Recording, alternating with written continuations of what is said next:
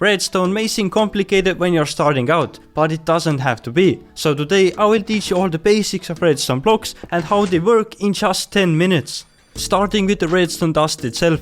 When powered, it can transfer a signal up to 15 redstone dust away, as you can see. With solid blocks you can't transfer the signal through the edges, but with glass and slabs you can actually do that.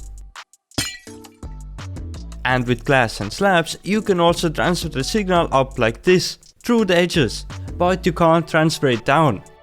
Right clicking on a singular dust will turn it into a circle, and it won't power any blocks on the sides, but it will still power a block below it. The redstone torch. You can use it to power redstone items above it or directly on the side. But in addition to that, you can also use a lever to turn off the torch. A redstone torch is also useful when you want to invert the redstone signal. Redstone block gives off redstone signal to all the sides of the block, including above and below, but does not power the nearby blocks. Can be used to power redstone or rails directly above them.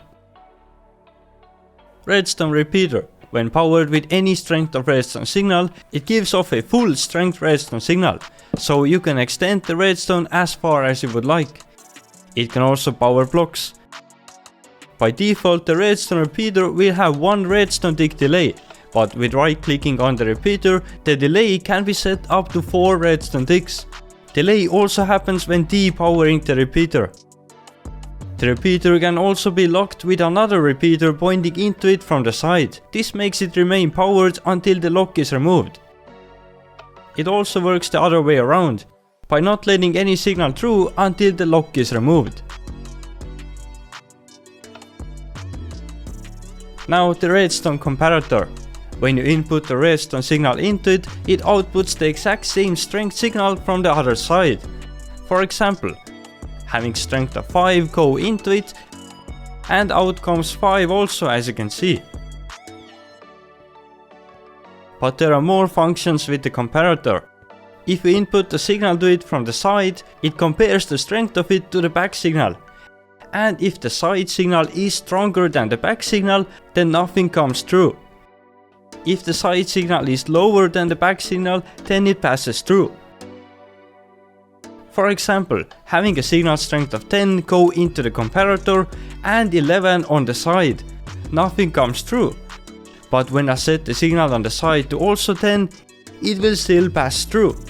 So a comparator is just a thing that compares the signals. But you can also right click to turn on the light here. With this, the comparator will divide the side signal from what passes through. For example, inputting a full strength redstone signal from the back and the signal strength of 10 from the side, out comes strength of 5. Because 15 from the back minus 10 from the side is 5. Comparators can also detect how full a chest is by just placing it next to the chest. As you can see, right now nothing happens, but when I put the chest 1/3 of the way full, we get a strength of 5. And if the chest is completely full, the strength is at maximum level 15. You can use it on any type of block that stores items in them, like shulker boxes, dispensers, hoppers and so on. The piston can be powered from all sides except directly on the face of it. When you want to activate it with redstone dust, it doesn't work directly behind it. The redstone dust needs to be higher for the piston to activate, since it activates the block. Since a piston isn't considered a solid block, only one piston will activate when powered from behind. To power 2 pistons at once, just power the upper piston. The maximum amount of blocks you can push is 12, any more of that and it won't work. The sticky piston. With this, all the redstone mechanics are the same, except the sticky piston can also pull blocks, and if the blocks are all connected, like slime or honey blocks, you can push or pull up to 12 blocks. Talking about slime blocks, with these every movable surrounding block will stick to it, and if you want it to be a pushable thing, the same 12 blocks maximum rule applies here, so if you have 6 slime blocks, you can have up to 6 blocks attached to it to still be able to push and pull it. Then we have the honey blocks, which are basically the same like slime blocks. They can stick to blocks and push and pull 12 of them, but they don't stick to slime blocks. And since honey blocks are considered not full blocks, then you can't power them with redstone, but you can power slime blocks.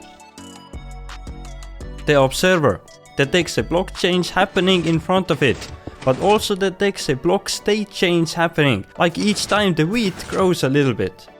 The observer always outputs a 1 tick long redstone pulse from the back, which for example can be used to turn a sticky piston into a thing that pushes and deattaches from the block. Up next, the hopper. This can be locked by using redstone, so blocks can move into it but not go any further. And as I said before, with a comparator you can see how full the hopper is. Dropper will drop items that are in it, choosing each time randomly, but it always drops them as an item. With 1 redstone you can activate up to 5 droppers at once.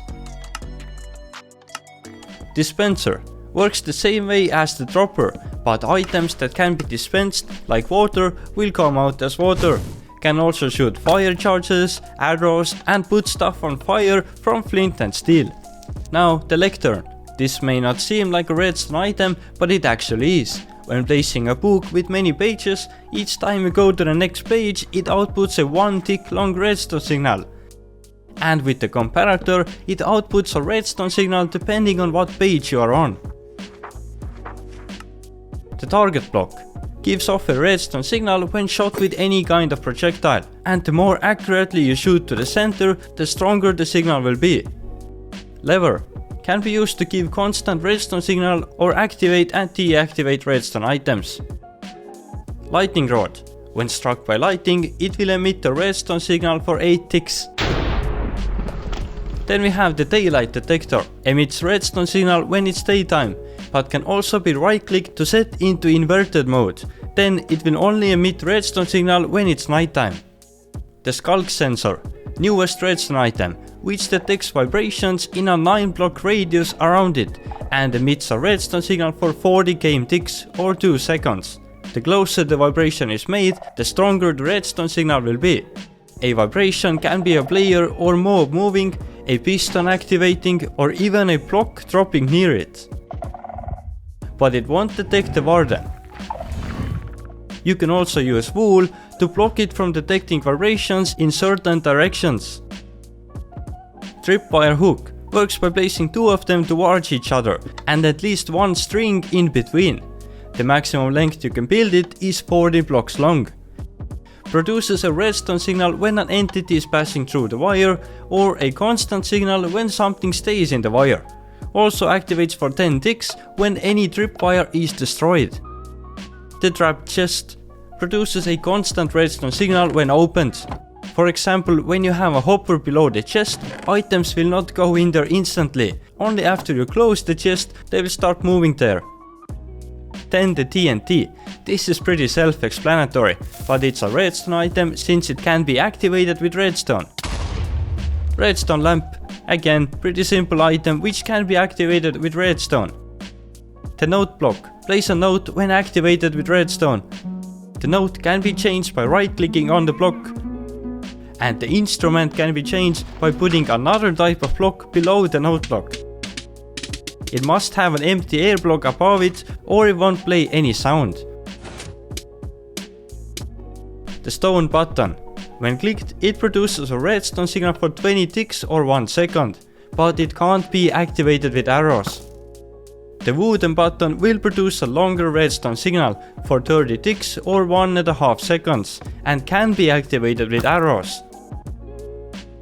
Golden pressure plate, otherwise known as the light weighted pressure plate. When stepping on it or when shot with an arrow, it outputs redstone signal with the strength of 1. When adding entities on top of it or dropping items, the signal increases as you add more items. Each entity or mob will add 1 extra strength, until the maximum of 15 has been reached. Iron pressure plate, known as the heavy weighted pressure plate. This will also work with arrows and use standing on it, outputting redstone signal with the strength of 1. But to activate it more, you need to drop 10 times more items, so to get the strength of 2, you need to drop 10 more items. Strength 3, drop another 10 items, and so on. Same thing applies with all the mobs and entities on top of the pressure plate. The wooden pressure plate. This can be activated fully with arrows, any entity, player or mobs, and just a single one is needed. The stone pressure plate. This is the only one that doesn't activate with arrows or entities, only players and mobs can activate it. And that is it, all redstone blocks explained in just 10 minutes. If you would like to see a video further explaining redstone and learning some must-know components, then leave a like down below. Until next time, see ya!